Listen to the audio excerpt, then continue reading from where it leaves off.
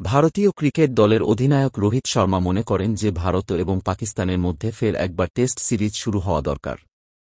এই সিরিজ বিশ্ব টেস্ট ক্রিকেটকে আলাদা উৎসাহ দেবে। দুই দেশের মধ্যে রাজনৈতিক উত্তেজনার কারণে গত এক দশক ধরে ভারত এবং পাকিস্তানের মধ্যে কোনো দ্বিপাক্ষিক সিরিজ আয়োজন করা হয়নি। শুধুমাত্র আইসিসি ইভেন্ট এবং এশিয়া কাপে এই দুটো দেশের মধ্যে লড়াই দেখতে পাওয়া যায় এবং ম্যাচ ঘিরে তৈরি হয় চূড়ান্ত উত্তেজনা। সম্প্রতি রোহিত শর্মা একটি পডকাস্ট অনুষ্ঠানে এসেছিলেন। সেখানে ইংল্যান্ড ক্রিকেট দলের প্রাক্তন অধিনায়ক মাইকেল ভন তাকে প্রশ্ন করেন, আপনার কি মনে হয় ভারত এবং পাকিস্তানের মধ্যে নিয়মিতভাবে টেস্ট সিরিজের আয়োজন করা উচিত?